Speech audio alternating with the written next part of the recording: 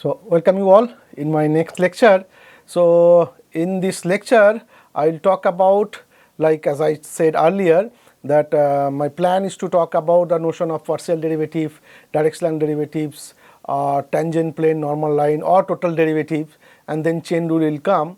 In other words, I am trying to give a meaning of the differentiability of a map from Rn to Rm. So, in my last lecture I talked about the notion of differentiability for vector valued map with real variable. That means you have a functions f from R to Rn. So, for those functions, what is the notion of differentiability that I have discussed, along with some of the applications I discussed. So, today I will maybe discuss little bit more applications, and then I will start investigating the other sort of functions like real valued functions of vector variable. What is the notion of differentiability, and then we will see corresponding applications if there are any, and then further for a notions of differentiability of functions from Rn to Rm. So, that is the plan. Okay. So, as I said, so I already introduced the notion of differentiability of vector valued functions of real variable, and then I was talking about the possible applications of these notions. So, and then in my last lecture I talked about the notion of curve, closed curve, simple curve, smooth curve, and you know, if you have a curve, then it will have a parameterizations, and that parameterizations you can think about, it's a map from R to Rn if I am talking about the curve, and then the corresponding applications I am talking about. So, I think these things I have discussed, like what is the length of piecewise smooth curve. Piecewise smooth curve or smooth curve I have discussed. Smooth curve means of course that your parameterizations gamma should be differentiable, gamma prime t exists and it should be non-zero, gamma prime t is non-zero. Piecewise smooth curve means it is actually smooth curve, but you can just break that finitely many pieces and each of the pieces smooth. So, once I have piecewise smooth or smooth curve, then there is a notion of length of the curve, and that you can define it, because now I have the notions of differentiability of vector valued functions of real variable. So, that definitions I have discussed in my last class. Let C be a piecewise smooth curve. Suppose gamma t is the parameterizations, then the length of the curve C from the point gamma A to gamma B, because gamma is a map from closed interval AB subset of R to Rn or wherever are you, whether you are in Rn, R2 or R3. So, therefore, if gamma of A, so that means if gamma is the parameterization of the curve C, then length of the curve C from the point gamma A to gamma B, gamma is the evaluation of gamma at the point A and gamma B is the evaluation of the point B or the end point, right end point. So, that has a formula, and that I will say that. So, what you do, since it is a smooth curve, so gamma prime t exists. So, what you do, since gamma prime t is an element in Rn, because if I am talking about the curve in Rn, you find gamma prime t, take the norm and integrate it. So, this is the formula, that is how we can calculate the length of the curve C with the parameterization gamma is given and the length of the curve C from the point gamma A to gamma B. So, very easy example you can see. So, for example, take a curve gamma, which suppose this is my parameterizations cosine t comma sin t running from 0 to 2 pi, then what you have to do, it is a smooth curve, you can see, because each of the component cosine, sine and t, these are differentiable, so its derivative exists, and of course if you check, the derivative is non-zero. So, what is the derivative? Derivative, as I said, is derivative nothing but the component wise derivative. So, that means first component derivative is minus sin t, then cosine t, then it is 1, then you just calculate the norm, you just do some little trigonometry, you will end up with that. This should be exactly square root of 2 for all t belongs to 0 to 2 pi, and you just integrate it and it will end up with this is the, so this is the length of the curve. So, very simple. So, then as an applications of the notion of derivative of vector valued functions of real variable, this is one of the possible applications to find the length of a piecewise smooth curve or smooth curve. Another few examples I have given. So, suppose you have a smooth curve C in R3, okay. So, once you have a R3, so that means you know that R3 has a orthonormal basis consisting of 3 vectors. So, therefore, suppose I will have the parameterization gamma t, which I am writing is xt I cap, yt j cap plus zt k cap. So, this is the kind of parameterizations of the curve C in R3. Then what you have to do, so this is the corresponding formula you can derive. So, what is the length of the curve? So, what you do, perform what is gamma prime of t, and gamma prime of t is nothing but because gamma t has a component xt, yt, zt. In my earlier discussion, I said that gamma prime t is nothing but the component-wise derivative, x prime t, y prime t, z prime t. You calculate the norm, this is the Euclidean norm, and what is the length? Length you just integrate it, that is.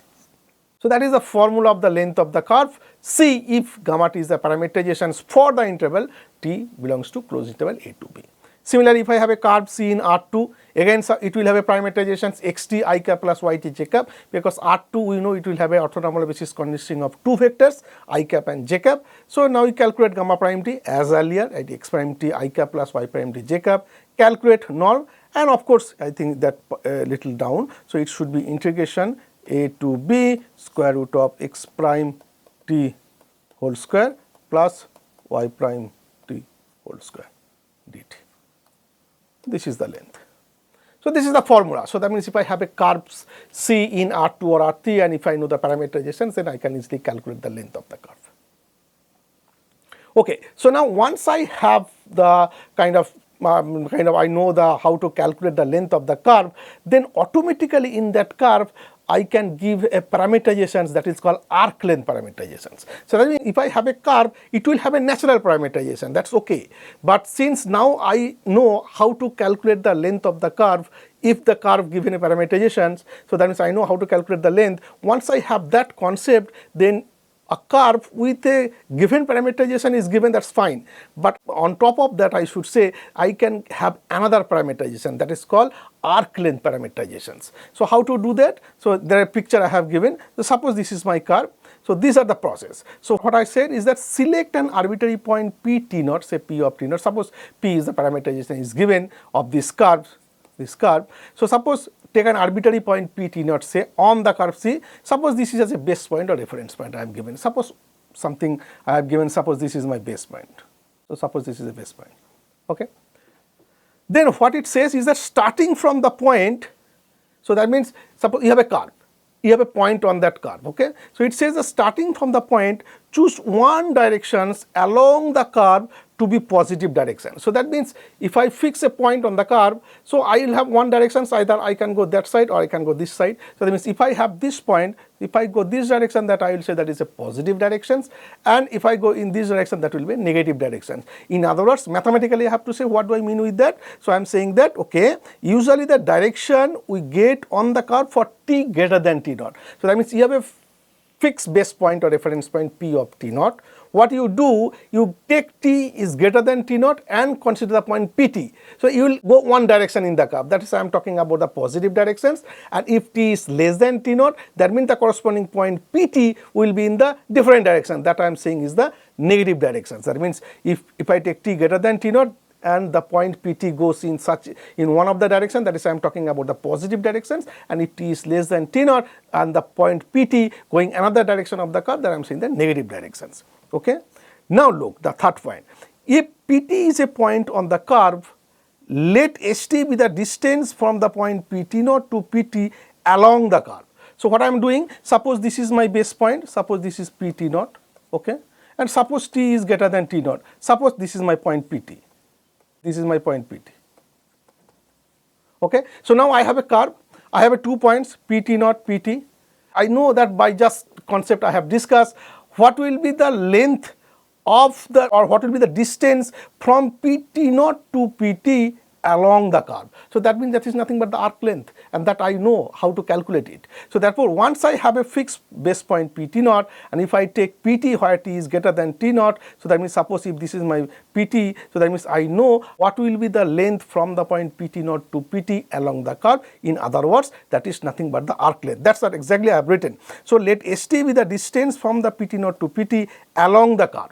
Okay, so that means that part I can calculate it because I know the parameterizations, I know how to calculate the length. So then what I am doing is that for each value of s, that means fixed t, you have a s of t which will be a fixed value, and what is that value? So this value associate a point pt on the curve, say C, and you have a fixed base point pt naught. So that means once I am talking about the value of s, that means I am talking about another point pt on the curve, and along with the distance from pt naught to pt. So therefore, I am saying that each value of s determines a point on C, and this parameterization is with respect to s. Okay. So that means what I am doing is that, so I have a curve, I fix a base point, say pt naught, then I am considering t greater than t naught, I will have another point pt on the curve. I am just taking the arc length or distance from the point pt naught to pt along the curve. It will give that value. So, by each value of s associate a point on the curve, and that is called the arc length parameterizations. So, we call s is the arc length parameter for the curve, and this if t is greater than t naught, I am saying that st is positive because it is in pt naught, as I said. So, if this is the distance from pt naught to pt, and if t is less than t naught, then I am saying that this is st is negative. Okay. So, if I do one example, it will be more clear. So, that means given a curve with a natural parameterization is given, and since just now I have discussed how to calculate the length of the curve, once I have that concept, then I can give a arc length parameterizations of the given curve. Here it is. So, these are the steps. If you follow these steps, then you will be able to calculate what it says, arc length parameter with base point pt naught. So, suppose C is a smooth curve with parameterization, say rt is equal to xt, yt, zt. So, I am in R3. Okay. Then do the following steps. Find the arc length parameter of C with respect to the base point pt naught. So, for the first step? First step is fix the base point pt naught. Suppose if it is not given, you choose a fixed base point, say pt naught for some point t naught in the interval I. Then next step, what you have to do? You have to calculate the length. As I said, if I take any point, what is st? St is nothing but I denoting at s. So, st is nothing but the distance from pt naught. So, I have a, this is my base point pt naught. Once I am talking about st, that means I have a point pt on the curve. So, that means I want the distance from pt naught to pt along the curve. So, that means I need the arc length of the curve C from the point pt naught to pt along the curve. And what is the formula I just discussed? So, this is nothing but what you do. So, this is parameterization is given. So, what you have to do? You have to do just take the derivative of r, that means r prime j you have to take, and you know the derivative, that means component wise derivative, and take the norm of this r prime and just integrate it from t naught to t, and that exactly this, that's exactly the point. So, this is nothing but x prime j, y prime j, z prime j, because this is the parameterization is given. This is the corresponding norm of or mod of r prime j. Okay. So, that is this is, so I could say the norm. Okay. And this is exactly the formula, right, because parameterization is given, and you just integrate from t naught to 2, t naught to t. So, and that will give you the length s, arc length. So, that means once I have the curve C, I will have the parameterization RT, then fix a base point, calculate ST. This is nothing but the length from the point PT naught to PT along the curve, that we know the formula. Step 3 is that you just express, so T in terms of S, so you will have a value S in terms of T. If you calculate it in the right hand side, you see T naught is fixed, so it will be vary on T. So, you just change it, express T in terms of S, and then what you have to do, you substitute the value of T in RT, then we will have the parameterizations of the curve S as an arc length parameterizations. Okay. So, one example might be useful if I do that. Okay. So, that is what this is the example if you check. For example, find the arc length parameterizations of the circular helix. This is the parameterization is given, and you have a base point is given. Then you have to find what will be the arc length parameterizations of this circular helix. Okay, it's very easy because this is parameterizations RT with of the curved circular helix is given.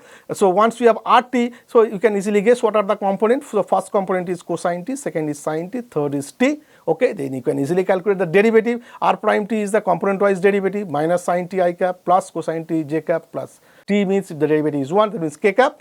So, then you have to calculate the length S, and you know the formula. What you have to do, since r prime t or r prime j is there, you just calculate the norm of r prime j or mod of whatever it is. So, this is the Euclidean norm. Okay. So, you just calculate it. So, this is norm of r prime j, or sometimes I am just writing modulus of r prime j. Okay. R prime j is given. So, it is, if you calculate it, it is nothing but square root of t, and you have to just calculate from 0 to t, because I am giving the base point where r of 0. Okay, it is a 1 0 0, so this is the base point. So, that means t is value is 0. So, 0 to t you just integrate, and if you just calculate it, it is square root of t. So, that means what is the relation? S is equal to square root 2 times t. Then you just take or write t in terms of s. So, if I write t in terms of s, this is nothing but t is equal to s by root 2, and then what is the final step? You just replace that t in this here, that is it. So, that means I am just writing f of s, which is nothing but r of s by root 2, that is it. And if I put r s by root 2, it will end up with this one. So this is the corresponding arc length parameterizations. So that means using that nice applications, if I have a curve with the usual parameterizations, I can have another parameterization that is called arc length parameterizations, because I can calculate the length of the curve from some one point to another point along the curve. Is an applications of the notions of derivative of vector valued functions of real variable. Okay, so these are another few concepts you can define. So I can talk about tangent vector, normal vector and binomial vector. So let's see be a smooth curve in Rn. Suppose Rt is the corresponding parameterization is given on the interval I, then these are the following. This you can take out as a definitions. Okay, so the unit tangent vector to the curve C at the point Rt. So this is the formula. So Tt is nothing but R prime t divided by norm of R prime t. So you have a curve. You have a parameterization Rt is given. So what is the unit tangent vector? So formula, you just take the derivative of R and divided by norm of Rt. Second one is that what is unit normal vector or principal normal vector? So if derivative of the tangent vector t prime t is non-zero for all t in the interior, then the unit normal vector or principal normal vector to the curve C at the point Rt is, this is the formula. What you have to do, you take the derivative of the tangent vector, that means t prime t, and divided by norm of t prime t. So this is the corresponding unit normal vector. And then there is another formula for the binomial vector. So the binomial vector to the curve C at the point Rt is nothing but the cross product of the tangent vector and the normal vector for t is in interior I. Okay. So these are the formulas. Since I know that once I have a smooth curve or piecewise smooth curve, then I can talk about tangent vector, normal vector and binomial vector. If I have a curve C and with the parameterization Rt, then this is the corresponding formula of tangent vector, normal vector and binomial vector. So one example, okay, so there is a geometrical connections between tangent vector, normal vector and binomial vector. It says that this tangent vector, normal vector and binomial vector, they are mutually perpendicular. So this is, look at this figure. So if I have a helix, this circular helix, suppose this is my point, okay, suppose this is my point. So look, so this is my tangent vector, this is t is tangent vector from the curve. Normal means it's perpendicular to the tangent and binomial is that going down. So this t and b, they are mutually perpendicular. So if I have a curve, then this is the corresponding kind of geometrical kind of for tangent, normal and binomial vector. So the vectors t and b are mutually perpendicular unit vectors. Unit vectors means I am dividing by norm of those vectors. Okay. One easy example I said, so okay, find the, like for example this sort of examples you can try. So for example, find the unit tangent vector, unit normal vector and binomial vector of this curve. Okay, since the curve is given with that parameterization R, you just use the formula. Once you have the parameterization R, you can easily calculate R prime t, component wise derivative. You can calculate the norm in the Euclidean norm. Then you will have the Tt, which is R prime t divided by norm of R prime t, which is this vector.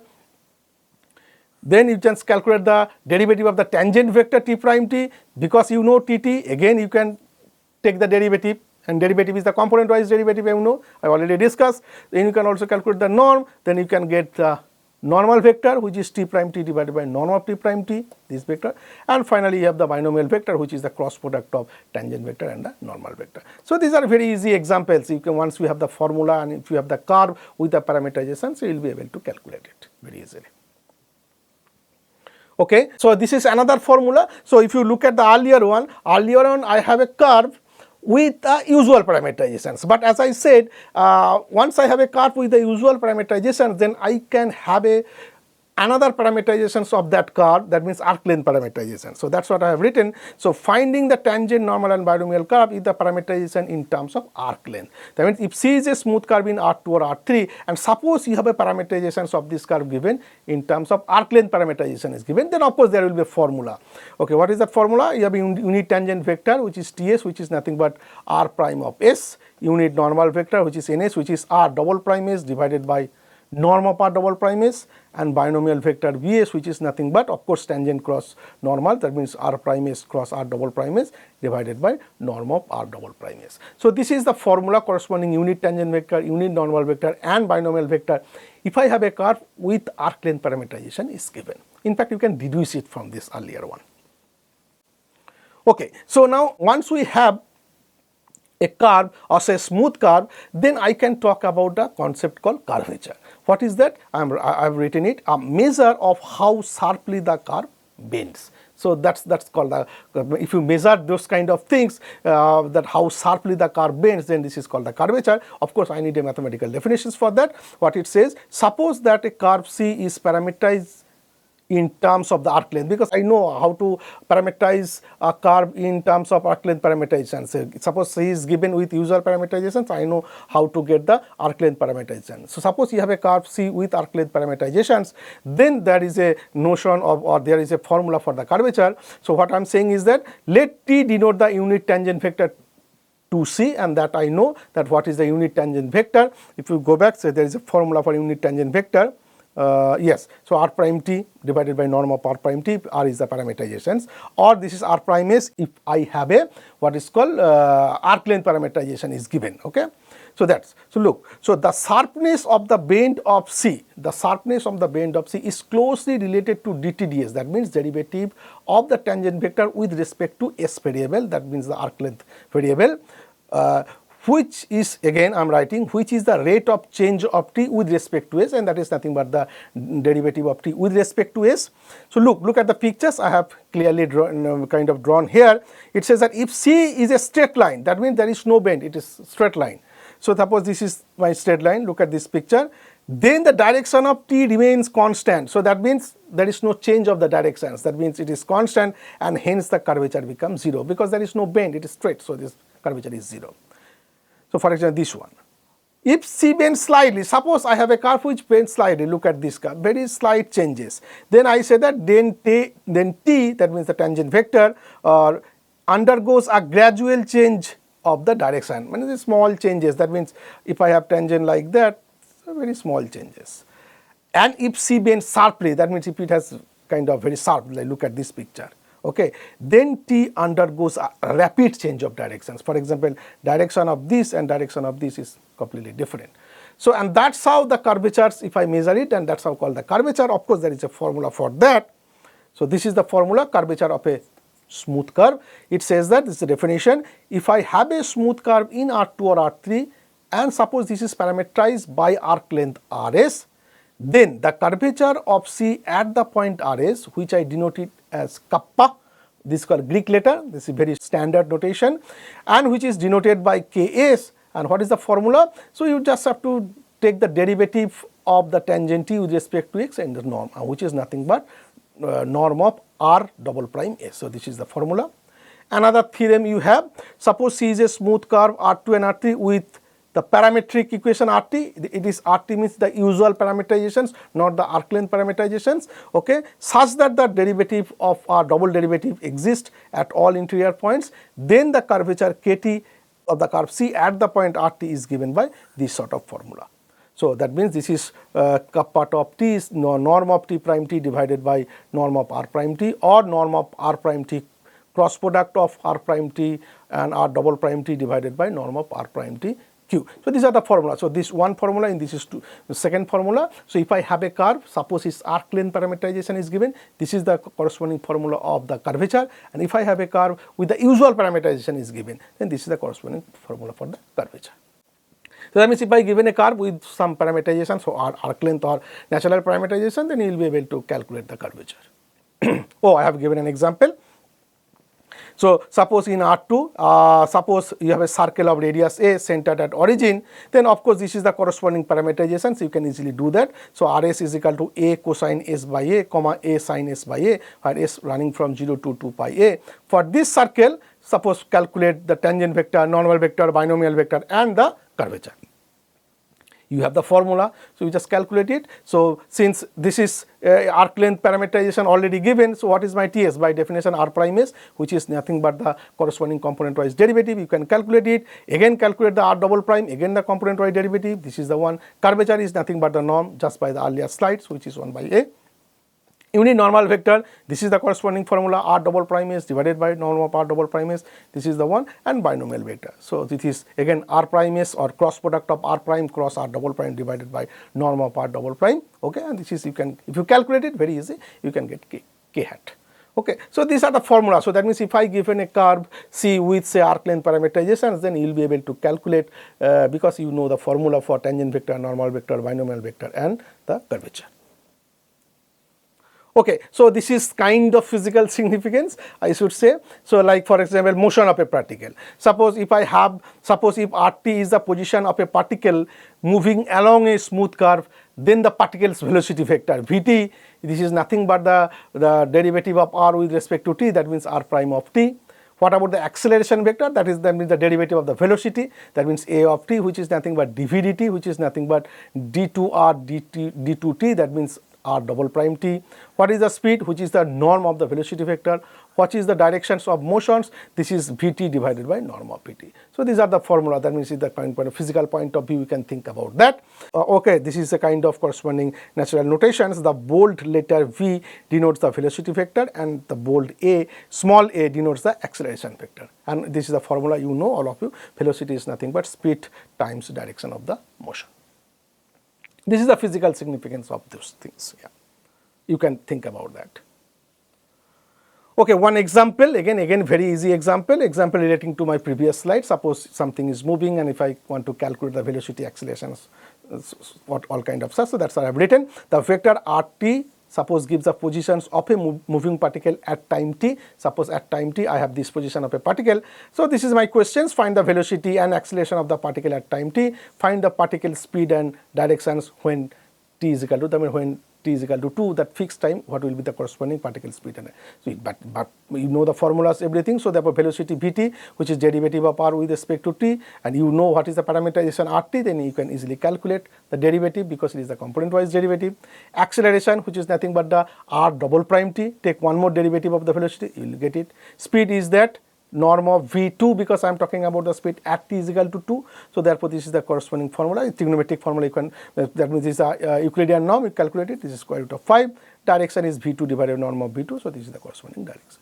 So easily you can have this kind of, I should say, since we have the formula. So if you have, if you know the curve or moving particle, positions of the particle, moving particle at some point t with the kind of positions, and that means in whether R3 or Rn, or in fact R3 is better because you can calculate it very easily. Rn will be more complicated. So then there is a formula, you can calculate the corresponding velocity and acceleration of the particle at time t, or speed and directions accordingly. Okay, so I think I should stop here. So this is kind of very, or I should not say brief. So this is actually first what I have done is that I have introduced the notion of derivative of vector valued functions of real variable, and then as I said, or I think I have convinced you enoughly that this is little bit of parallel extension of the notions of derivative in the real variable case of real valued functions, and then I have given couple of applications. Then I actually define what is curve in R2, R3 or Rn. Then there is a parameterizations, and those parameterizations you can think about as a continuous map from R to Rn. And then there is a differentiability will be there to talk about smooth curve. And then once I have the notion of smooth curve, that means derivative, then couple of applications like how to calculate length of the curve, and then what will be the arc length parameterizations, and some physical significance. So this is all about the derivative of a vector valued functions of real variable. Now my next step is that, as I said in the beginning, that there are three cases here. The first case is almost over. Second case, that means if I have a function, real valued functions of vector variable. Now there you face a real challenge. So that means that like the earlier one, you can easily extend the notion of derivative from the real case. Here you cannot. Okay, here you need something kind of non-trivial to have the notions of derivative. But before that, I will just bring it down to some like R level, and I will talk about some derivative, and that actually one can say this is nothing but the partial derivative or direction derivative. Once I have the notion of partial and direction derivative, then I will talk about the total derivative. So that's maybe I think I will talk about in my next lecture. Thank you.